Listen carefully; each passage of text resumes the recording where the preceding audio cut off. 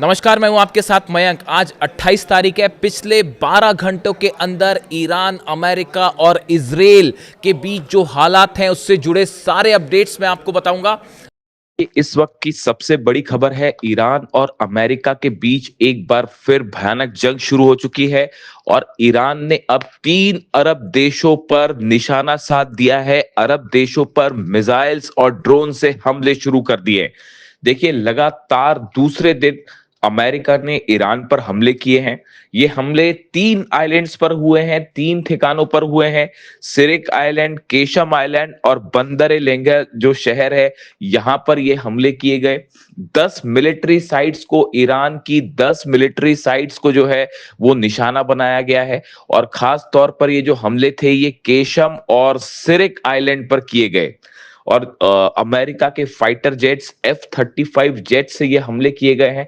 बताया जा रहा है कि जो एयरक्राफ्ट कैरियर्स खड़े हैं अमेरिका के, वहां से इन जहाजों ने टेक ऑफ किया और भारी बमबारी की गई है ईरान के इन द्वीपों के ऊपर। उसके बाद हालात ये हैं कि ईरान ने जबरदस्त पलटवार शुरू कर दिया है।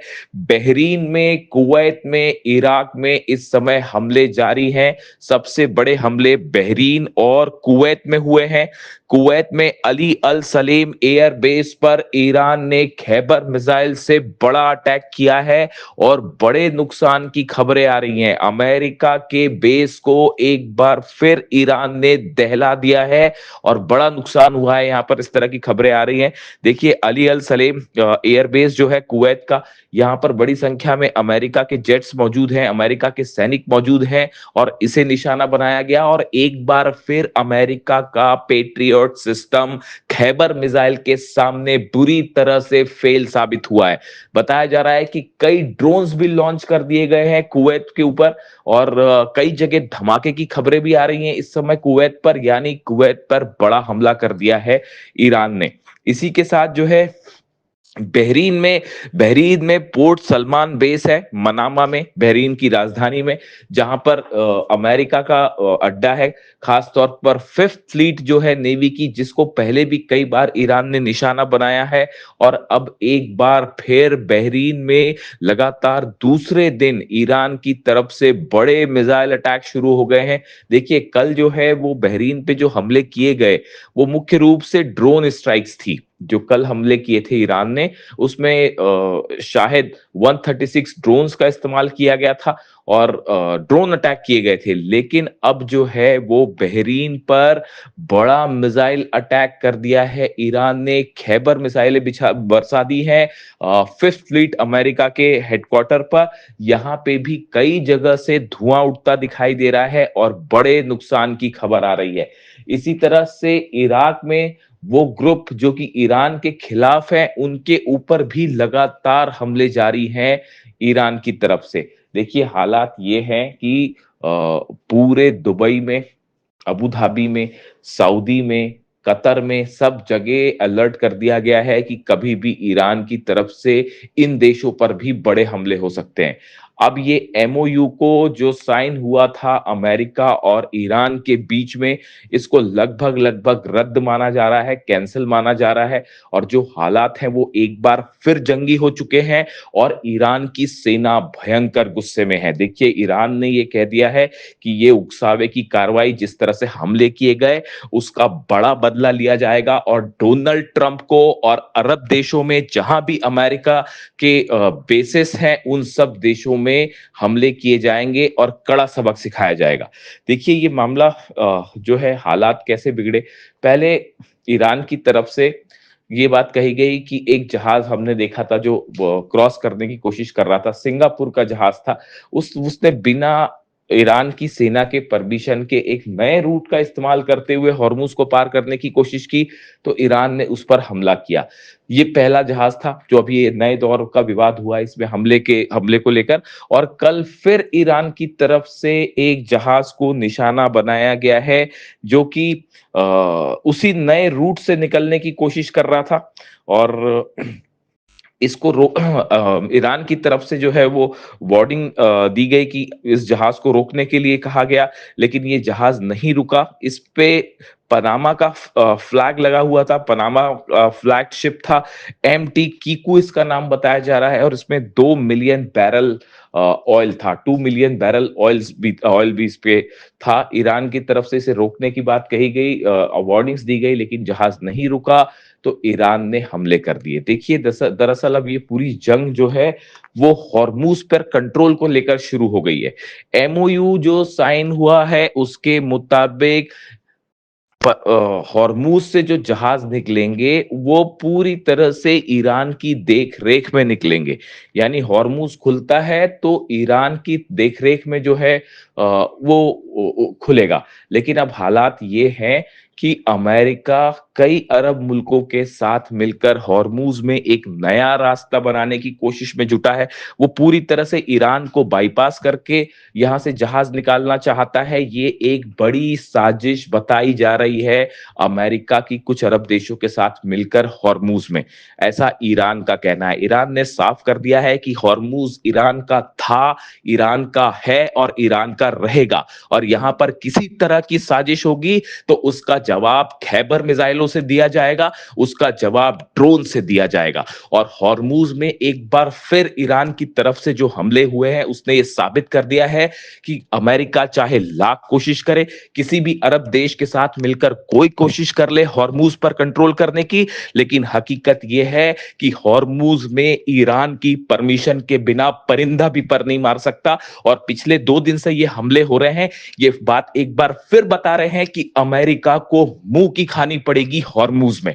देखिए, हालात ये है, ये जितने समय का सीज फायर रहा, जितने आइलैंड्स थे उन सब आइलैंड्स पर ईरान ने अपने मिसाइल लॉन्चर्स को मजबूत कर लिया है, अपने ड्रोन लॉन्चर्स को मजबूत कर लिया है। इसका नतीजा यह है कि अगर ईरान की सेना की जानकारी के बिना जहाज निकलने की कोशिश करेंगे तो ईरान सीधा उन्हें निशाना बनाएगा और अमेरिका उनकी रक्षा नहीं कर सकता। आज बहरीन पर जिस तरह से हमले हो रहे हैं, कुवैत पर हमले हो रहे हैं, इसने एक बार फिर साबित कर दिया है कि अमेरिका अरब देशों की रक्षा नहीं कर सकता। अरब देशों का विश्वास अमेरिका से उठ चुका है। इसीलिए ईरान की तरफ से कहा गया था कि आप अमेरिका को एयर स्पेस ना दें, अमेरिका को हमले करने के लिए अपने देश की जमीन ना दें, वरना अंजाम बुरा होगा। और एक बार फिर मामला उसी तरफ बढ़ता दिखाई दे रहा है।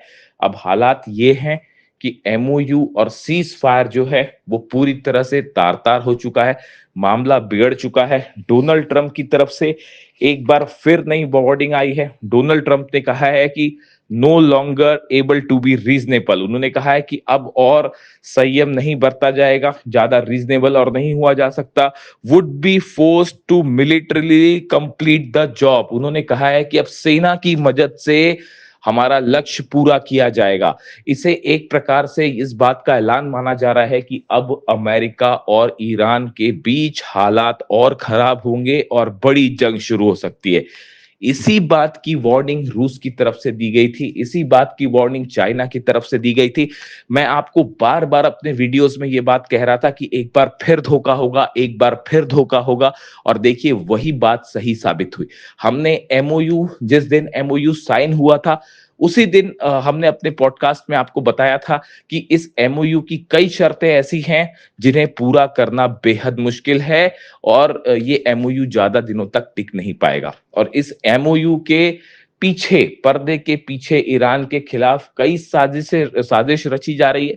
हॉर्मूज पर कैसे कब्जा किया जाए, इसकी साजिश है। ईरान के यूरेनियम पर कैसा कब्जा किया जाए, इसकी साजिश है।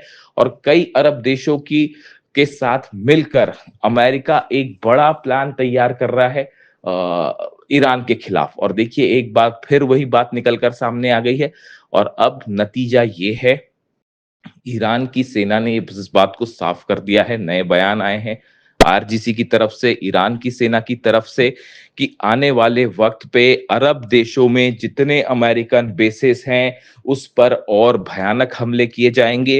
हॉर्मूज में हर चैलेंज का सख्त जवाब दिया जाएगा, ऐसा करारा जवाब जो शायद पहले भी नहीं देखा होगा। बताया जा रहा है ईरान एक बहुत बड़े हमले की प्लानिंग कर रहा है। हालात देखिए लेबनान में भी जिस तरह से है, लेबनान में एक बार फिर जो है नेतन्याहू ने बमबारी शुरू कर दी है और वहां पर भी मौतों की खबरें आ रही हैं। ऐसा ही हाल गाजा का है। लेबनान में जिस तरह से समझौता हुआ, लेबनान की सरकार जो कि अमेरिका की पिट्ठू है, उसके बीच में और इजराइल के बीच में, उस समझौते को मानने से लेबनान के लोगों ने ही इनकार कर दिया है। नतीजा ये है, सड़कों पर हजारों लोग हैं, लाखों लोग हैं जो इस समझौते का विरोध कर रहे हैं, इजराइल का विरोध कर रहे हैं। लेबनान में जो है वो ऐसे हालात हैं कि सड़कों पर लाखों लोगों का प्रदर्शन और गुस्सा देखने को मिल रहा है। एक सिविल वॉर छिड़ चुका है। ऐसे में लेबनान से इजराइल की सेना का वापस ना आना एक बार फिर इस जंग को और बड़ा रूप दे सकता है। देखिए अभी जिस तरह की खबरें हैं, बड़े हमले जारी हैं इजराइल की तरफ से लेबनान में, और दक्षिणी लेबनान में खास तौर पर कई ठिकानों को निशाना बनाया गया है जिसमें कई लोगों की मौत की खबरें भी आ रही हैं। देखिए ये ऐसे हालात हैं जिसने एक बार फिर जो है पूरे मिडिल ईस्ट को एक जंग की तरफ आगे बढ़ा दिया है। अब ये एमओयू सिर्फ नाम मात्र का बचा हुआ है जिसका कोई नतीजा निकलता नहीं दिख रहा है, और हालात एक बार फिर जंग की तरफ बढ़ गए हैं और ऐसा लगता है कि शायद फिर से एक बार बड़ी जंग छिड़ सकती है। लेकिन फिलहाल जो हालात हैं, अरब देशों पर ईरान की बड़ी स्ट्राइक्स शुरू हो चुकी हैं। देखिए कल जब अमेरिका की तरफ से पहले स्ट्राइक की गई ईरान के ऊपर, और उसके बाद जब ईरान ने जवाब दिया, ईरान की सेना ने जब जवाब दिया और बहरीन पर हमले किए, उसके बाद आईआरजीसी की तरफ से एक बयान रिलीज़ किया गया और उस बयान में कुरान की एक पंक्ति का जिक्र है, और ये बिल्कुल वही संदेश है जो अली खामेनी साहब ने अपनी शहादत के चंद दिनों पहले सोशल मीडिया पर पोस्ट किया था। देखिए मैं अक्सर इसका जिक्र करता हूँ। मैं अली खामेनी साहब के जितने संदेश थे मैंने सब उनको फॉलो किए। उनकी शहादत के पहले जितने उनके वीडियोस थे मैं उनको फॉलो करता था। आखिरी जब उन पर हमला हुआ उसके चंद दिनों पहले उन्होंने अपने सोशल मीडिया पर एक पोस्ट उनके हवाले से किया गया था जिसमें कुरान की कुछ पंक्तियों का जिक्र था, जिसमें ये लिखा गया था कि अगर कोई आप पर हमला करता है तो उसको बिल्कुल उसी के अंदाज में जवाब दीजिए। ये बात अली खामेनी साहब ने पोस्ट की थी, और ये अमेरिका और इजराइल के रेफरेंस में उन्होंने पोस्ट की थी कुरान की पंक्तियों का, आयतों का जिक्र करते हुए। यानी देखिए अली खामेनी साहब ने जो बात कही, बिल्कुल उन्हीं पंक्तियों का इस्तेमाल अब ईरान की सेना ने भी किया है, और आईआरजीसी ने भी इन्हीं पंक्तियों को पोस्ट किया और ये कहा कि अगर कोई आप पर हमला करता है तो उसको उसी की भाषा में जवाब दिया जाना चाहिए।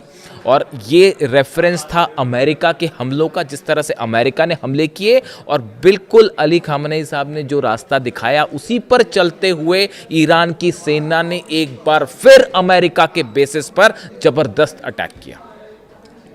मैं इसीलिए अक्सर कई बात ये कहता हूँ कि अली खामेनी साहब हमारे बीच में नहीं है, लेकिन उन्होंने अपनी सेना के लिए एक ऐसा विजन छोड़ दिया है, ईरान की जनता के लिए, ईरान के 9 करोड़ लोगों के लिए वो विजन छोड़ दिया है जिससे कभी ना अमेरिका और ना इजराइल, ना ही कोई और मुल्क कभी ईरान को नहीं हरा सकता। हराने की बात तो छोड़िए, आज ईरान सब पर अकेला भारी पड़ रहा है, चाहे वो अरब देश हो, चाहे अमेरिका की फोर्सेस हो, चाहे नेतन्याहू की फोर्सेस हो। और इसके पीछे यही विजन है, यही प्लानिंग है, यही दूरदर्शी है जो अली खामेनी साहब ने अपनी सेना को विजन दिया। इसीलिए मैं कहता हूं कि वो न सिर्फ एक अच्छे सुप्रीम लीडर बल्कि बेहतरीन मिलिट्री कमांडर भी थे। और ये ही उसका, ये जो कल ईरान की सेना ने जिस तरह से स्ट्राइक की और वो मिसाइल्स रुक नहीं पाई, ड्रोन्स रुक नहीं पाए, और जिस अंदाज में हमला किया, ये एग्रेसिव जेस्चर बताता है कि अली खामेनी साहब ने जो है वो ईरान की जीत सुनिश्चित कर दी है।